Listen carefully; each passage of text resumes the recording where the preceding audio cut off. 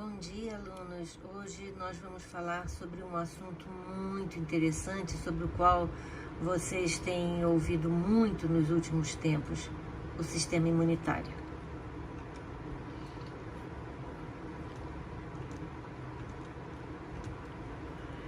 Apesar do nosso corpo ser bem protegido pela pele e pelas membranas que revestem os órgãos internos, é praticamente impossível evitar a entrada de micro-organismos invasores e alguns deles podem ser bastante perigosos.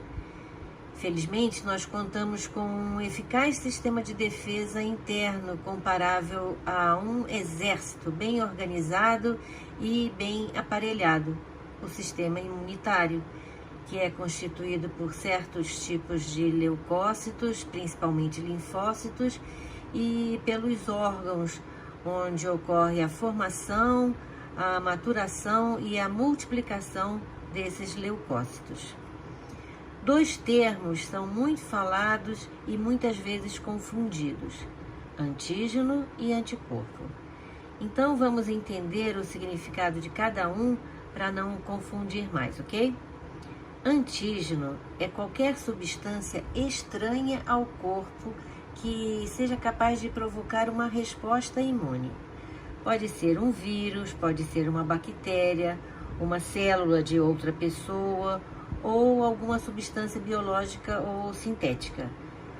Qualquer coisa que o meu corpo não identifique como sendo eu é um antígeno. Em regra geral, os antígenos são macromoléculas e sua imunogeneticidade é variável. Podemos identificar três tipos de imunógenos: naturais, artificiais ou sintéticos. Os imunógenos naturais são as proteínas, os polipeptídeos e seus derivados glicídios, lipídios, ácidos nucleicos, etc. Os imunógenos artificiais são macromoléculas modificadas quimicamente. E os imunógenos sintéticos são essencialmente macromoléculas polipeptídicas.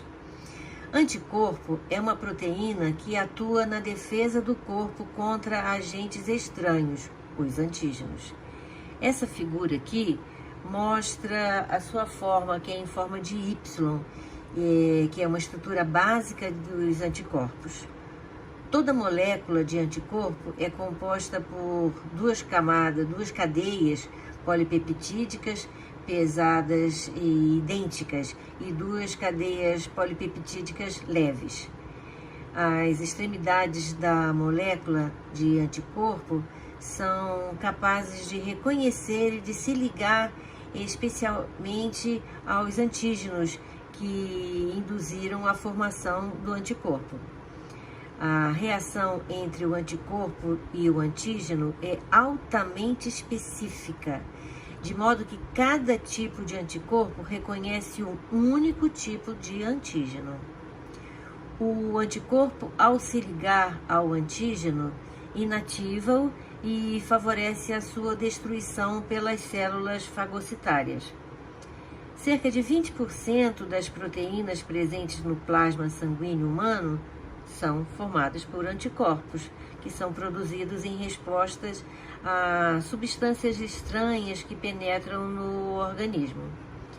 Essa especificidade é do tipo que existe entre uma chave e a sua fechadura.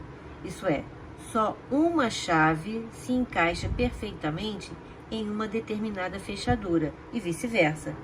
Isso é, cada fechadura tem sua chave, que no caso do antígeno versus anticorpo, é produzido exatamente para se encaixar nela. Então, concluindo, cada antígeno induz a produção de um anticorpo, ok? Tipos de leucócitos no sangue. Macrófagos são células que se movimentam continuamente entre os tecidos, aonde ingerem por fagocitose micro-organismos, restos de células mortas, resíduos, etc. Quando eles estão no sangue, essas células são chamadas de monócitos. um tipo de leucócito. O macrófago é uma célula derivada do monócito, um tipo de linfócito produzido na medula óssea através da diferenciação de células tronco hematopoéticas, através de um processo conhecido de hematopoese. São encontrados em todos os locais do tecido conjuntivo. Concentram-se em vários órgãos, como por exemplo o fígado, o baço, os linfonodos, onde são relacionados com a defesa do organismo e ficam poucas horas circulantes na circulação sanguínea e seguem para outros tecidos, onde sofrem processo de diferenciação e recebendo o nome de macrófagos. Segundo tipo, linfócitos. São os principais soldados do sistema imunitário. Os linfócitos B, por exemplo, são especializados na produção de anticorpos. Anticorpos são proteínas capazes de se combinar especificamente a substâncias estranhas ao corpo, inativando-as, como eu falei. Outro tipo de linfócito é o linfócito T matador, também conhecido como célula CD8. Esses linfócitos, linfócito T matador, são especializados em reconhecer e matar células corporais alteradas, como as infectadas por vírus, por exemplo, e assim impedindo que se multipliquem. Eles também atacam células estranhas à pessoa, sendo os principais responsáveis pela rejeição de órgãos transplantados. Pessoas transplantadas, por esse motivo, têm que tomar para o resto da vida medicamentos que impedem essa rejeição. Outro tipo, os linfócitos T auxiliadores, que também são conhecidos como células CD4. Elas são os comandantes do sistema imunitário. Elas recebem informações dos macrófagos sobre a presença de invasores no corpo e estimulam imediatamente os linfócitos B e os linfócitos T matadores a combater os invasores. Se os linfócitos T auxiliares deixam de atuar, os linfócitos B e os linfócitos T matadores não serão ativados. É o caso da AIDS. A AIDS é uma doença terrível exatamente porque o vírus HIV ataca e destrói os linfócitos T auxiliadores. Consequentemente, os outros linfócitos não são ativados e a pessoa passa a adquirir infecções que não afetariam pessoas saudáveis. Vocês certamente se lembram que as pessoas infectadas pelo HIV sofrem com as chamadas doenças oportunistas, como, por exemplo, a tuberculose, diversos tipos de câncer e até a gripe.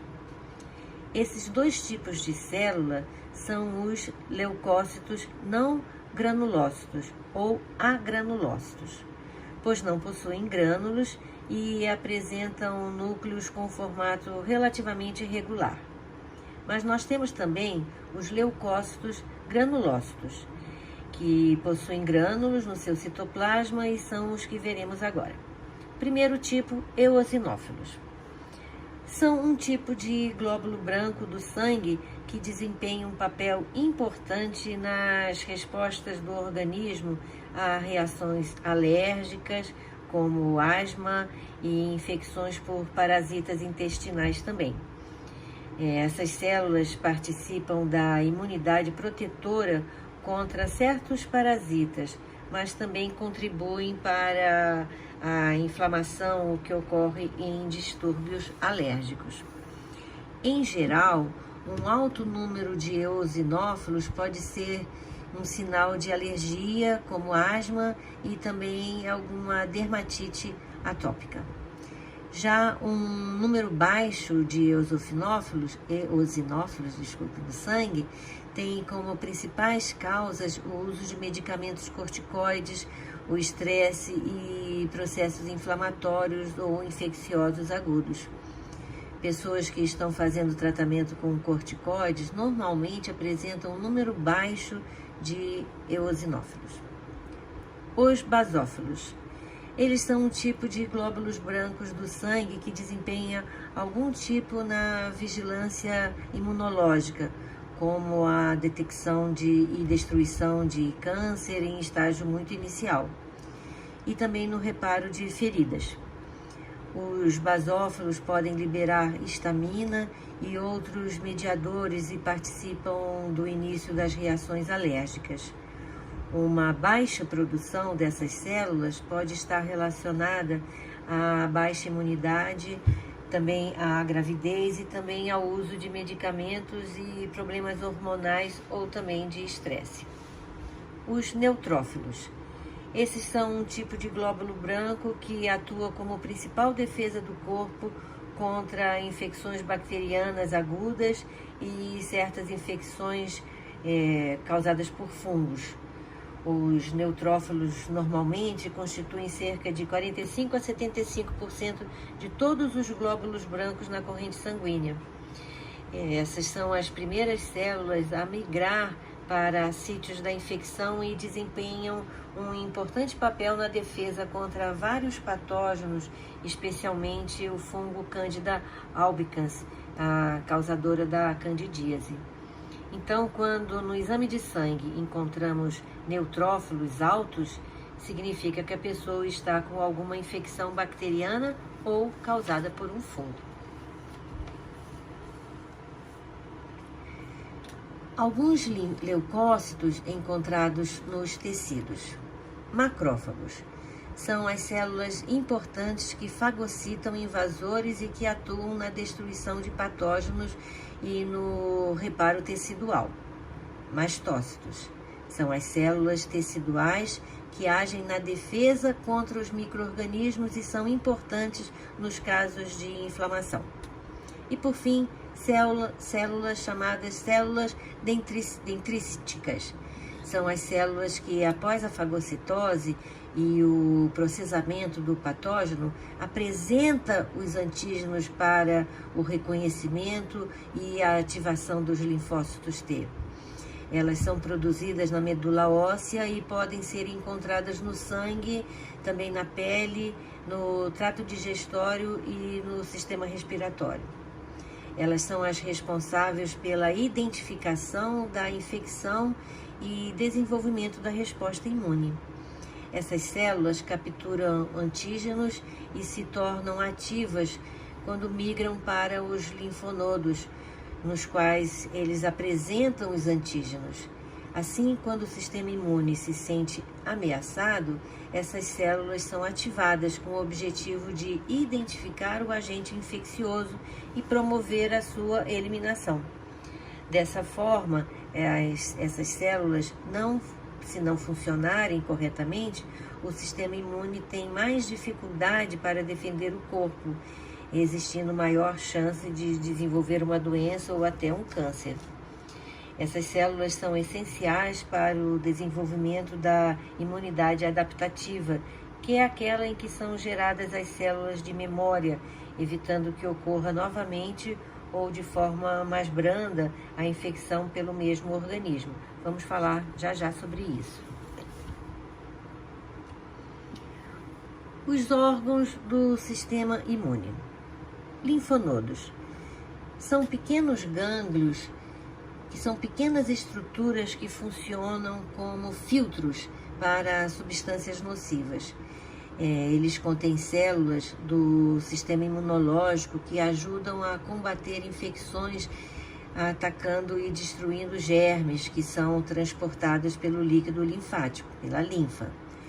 Os linfonodos são encontrados em maior quantidade no pescoço, que são chamados linfonodos cervicais, nas axilas, que são os linfonodos axilares, nas virilhas, que são os linfonodos inguinais, e ao longo dos grandes vasos sanguíneos. No total, existem cerca de 400 gânglios no corpo, sendo 160 encontrados apenas na região do pescoço. Certamente vocês já foram ao médico e ele examinou a região do seu pescoço com as mãos, né? Por quê? Para ver se está inchado. É possível sentir os linfonodos periféricos palpáveis e comumente encontrados e não necessariamente indicam uma doença. A interpretação vai depender dos achados na história e no exame físico do paciente. Na dúvida, sempre faça uma revisão com o seu médico clínico geral, ok?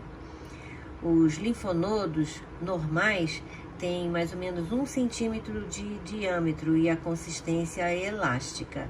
São indolores à palpitação e móveis em relação à estrutura adjacentes. A função dos linfonodos é filtrar a linfa e assim remove partículas estranhas antes que a linfa retorne ao sistema circulatório sanguíneo.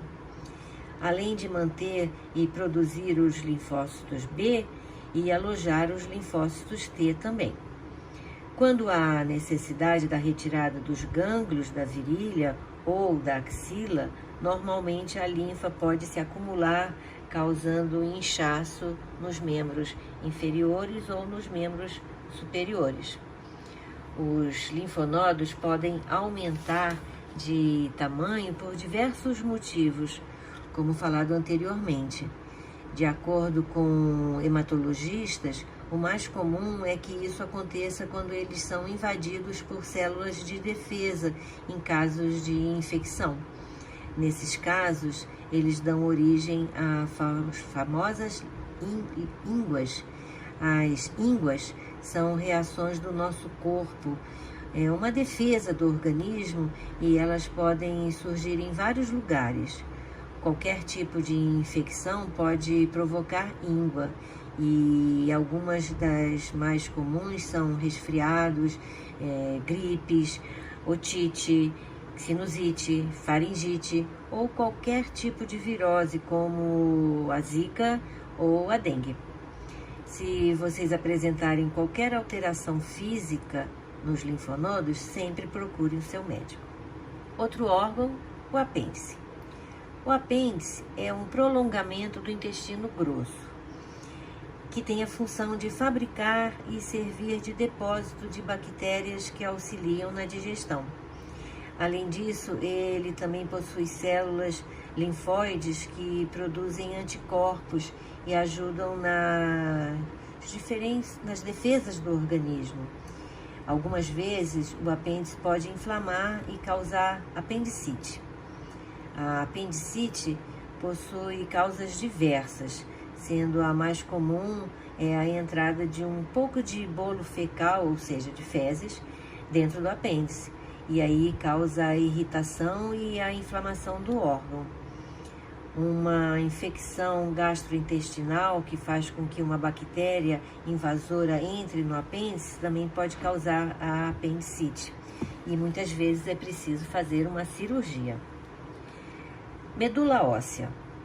Ela é encontrada no interior dos ossos, contém as células tronco hematopoéticas que produzem os componentes do sangue, incluindo as hemácias, chamadas de eritrócitos, também glóbulos vermelhos, os leucócitos ou glóbulos brancos, que fazem parte do sistema de defesa do nosso organismo, e também as plaquetas, que são responsáveis pela coagulação sanguínea.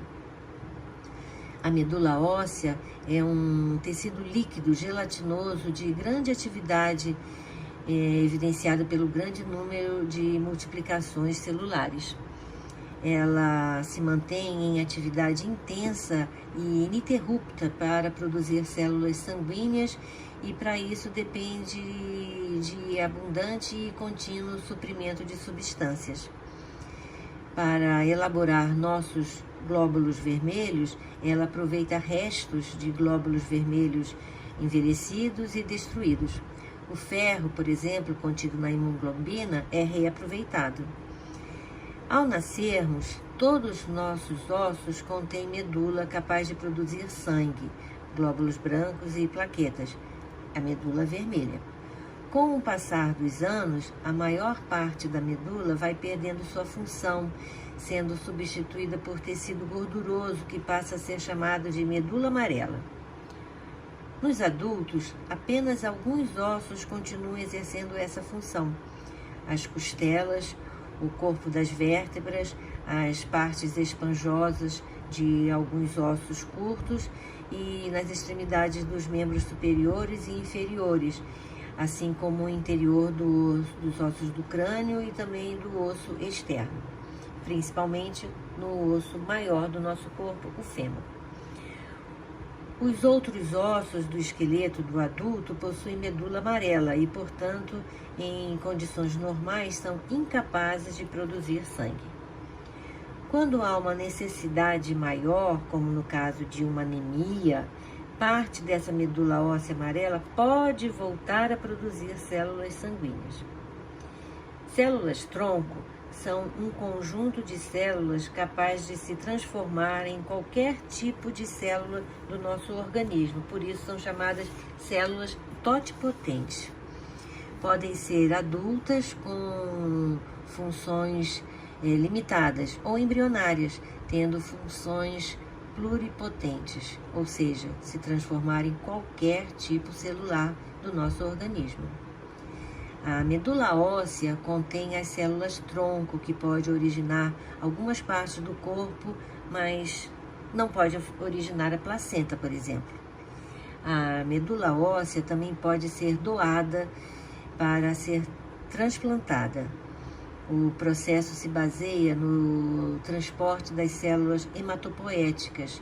O transporte consiste na substituição de uma medula óssea doente ou deficitária por outra medula sadia. Diversos exames de medula óssea podem ser realizados através de biópsia para diagnóstico de uma doença. Tonsilas e adenoides. Tonsilas, antigamente chamadas de amígdalas, são estruturas arredondadas presentes na orofaringe, que são constituídas por aglomerados de tecido linfóide. Elas são grandes aliadas do sistema imunológico, principalmente na faixa etária dos 5 aos 7 anos. As tonsilas constituem a primeira linha de defesa contra doenças e produzem leucócitos para ajudar o organismo a lutar contra infecções, combatendo as bactérias e os vírus que entram no nosso organismo através da boca. Porém, são órgãos vulneráveis a infecções por esses invasores. As tonsilas infeccionadas ficam inchadas e vermelhas, causando muita dor, a chamada dor de garganta no paciente, e causa também dificuldade respiratória, obstrução nasal, ronco e a apneia do sono, além de quadros de otite, de sinusite e de rinite de difícil tratamento. As adenoides se localizam onde as fossas nasais se ligam à faringe. O timo é um órgão linfático situado na parte anterior e superior da cavidade torácica, próximo ao coração. Ele tem a função de amadurecimento dos linfócitos. Na infância, ele produz células de memória que vão defender o nosso organismo pelo resto da vida. Ele nos protege contra doenças autoimunes, porque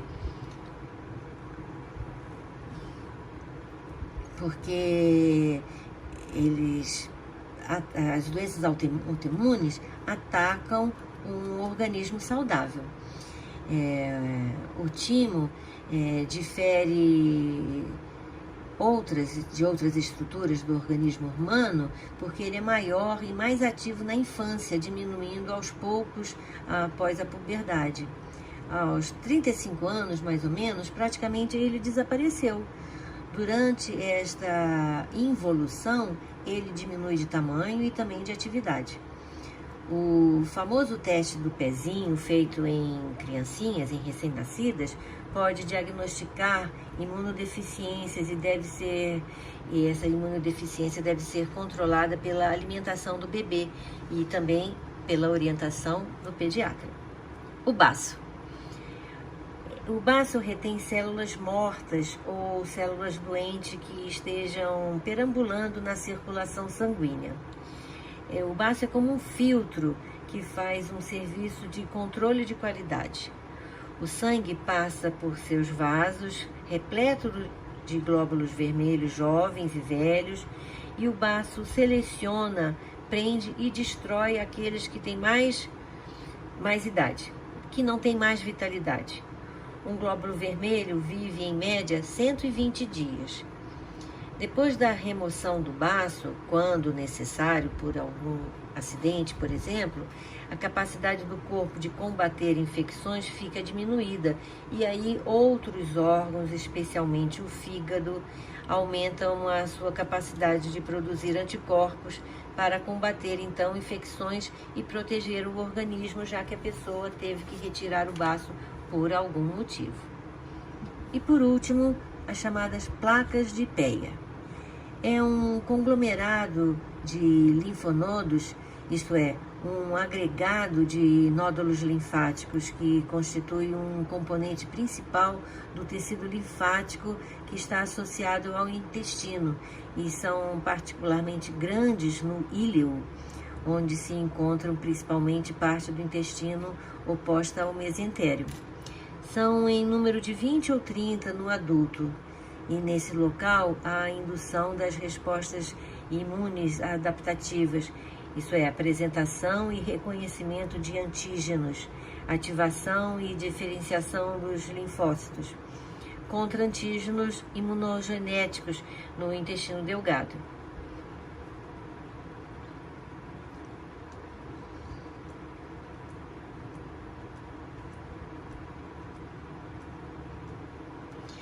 Vamos falar agora sobre imunidade inata e imunidade adaptativa.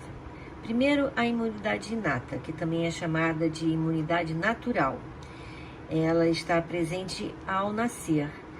A resposta não é específica e se caracteriza pela rápida resposta a alguma agressão independente de estímulo prévio. E ela é a primeira linha de defesa do organismo. Seus mecanismos compreendem barreiras físicas, químicas e biológicas, componentes celulares e moléculas solúveis. Ela não gera memória imunológica.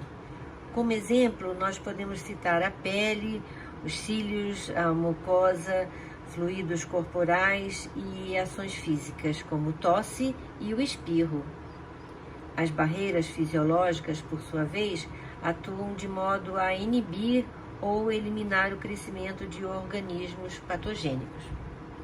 A imunidade adquirida, também chamada de adaptativa, também chamada de imunidade específica, ou seja, é a linha de ataque do sistema imunológico e é feito sob medida para atacar o organismo estranho. Como precisa ser adquirida, ela demora mais para acontecer. O organismo precisa descobrir que foi invadido e reconhecer o antígeno e só então produzir as respostas específicas.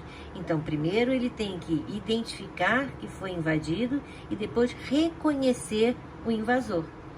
Por isso ela demora.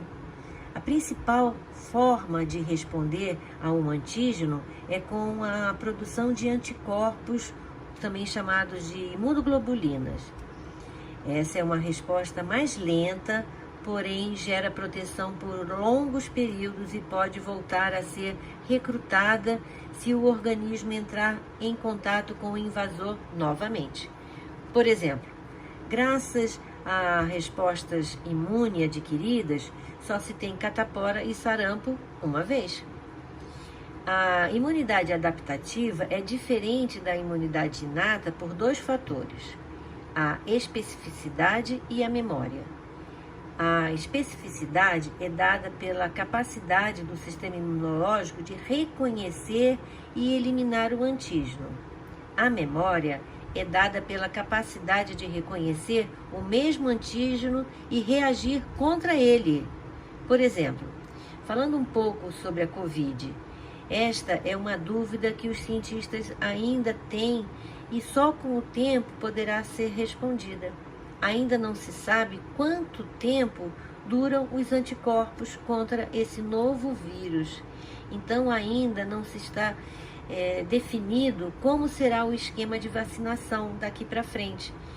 Eu já tomei 2 doses, mas como eu tenho 62 anos, pode ser que em breve eu tenha que tomar a 3ª dose. Não se sabe ainda.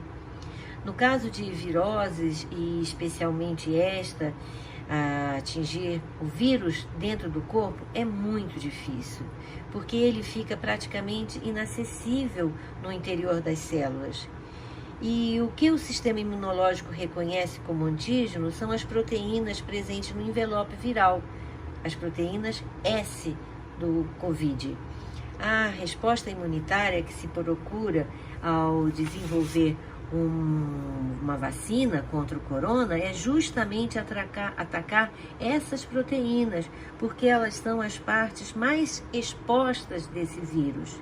E o sistema imune pode aprender a reconhecê-las e mais facilmente inativá-las.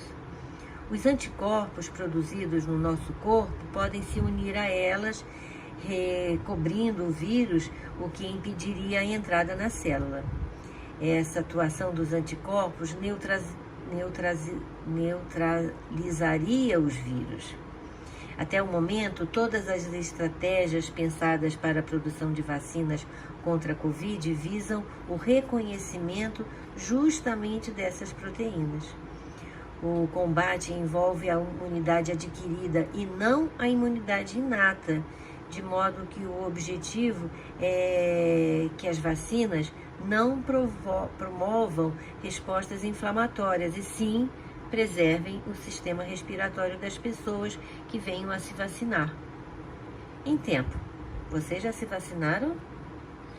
Vacinas têm respostas diferentes de quanto tempo fornecem proteção de acordo com o patógeno que combatem e também o tipo de imunidade que despertam. Podem durar 30 anos, como é o caso do sarampo, ou só 1 ano, como é o caso da gripe, que o vírus sofre mutações anuais para escapar da proteção vacinal, né? Desviando assim a ação do sistema imunológico. Por isso que nós temos que tomar todo ano a vacina contra a gripe. Vamos falar mais sobre a vacina na próxima aula, ok? As células envolvidas na imunidade adquirida são os linfócitos B e os linfócitos T auxiliadores. As células B podem aprender a reconhecer um número praticamente ilimitado de antígenos e distintos.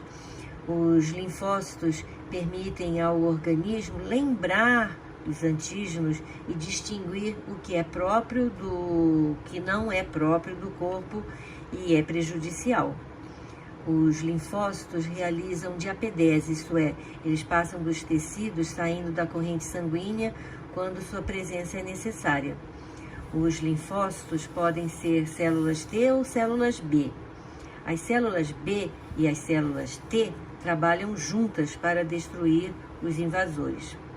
Em geral, para serem ativadas, as células T precisam da ajuda de outra célula imunológica que quebra os antígenos em fragmentos e então o apresenta para a célula T. Em seguida, a célula T se multiplica e se especializa em diferentes tipos de célula T. Por exemplo, células T killer, citotóxicas, que se aderem ao antígeno, matando-as e fazendo furos em sua membrana e injetando nelas enzimas. Células T auxiliares, que ajudam a ativar as células T killer para matar as células infectadas e outras ajudam as células B a produzirem anticorpos contra antígenos estranhos. Ou ainda ajudam a ativar os macrófagos, permitindo que eles irrigam células infectadas, ingiram células infectadas ou anormais também, de forma eficaz. E também temos as células T supressoras ou reguladoras, que produzem substâncias que ajudam a encerrar a resposta imunológica ou evitam que ocorram respostas prejudiciais ao organismo. E quando isso ocorre? Quando o organismo, por motivos ainda não totalmente compreendidos, não distingue o que é próprio e o que não é próprio. Essa disfunção pode resultar em uma doença autoimune, em que o organismo ataca seus próprios tecidos, como no caso do lúpus, no caso da doença celíaca, quando a pessoa tem alergia ao glúten, e também a artrite reumatoide, que é uma doença inflamatória crônica que afeta as articulações das mãos e dos pés. Bem, alunos, esse assunto, sistema imunológico, é muito interessante, porém muito complexo. Nunca se falou tanto em vacina, imunidade, anticorpo e etc. Estamos todos aprendendo com esse vírus e, infelizmente, a duras penas. Na próxima aula, vamos continuar com esse assunto, ok? Então, até lá!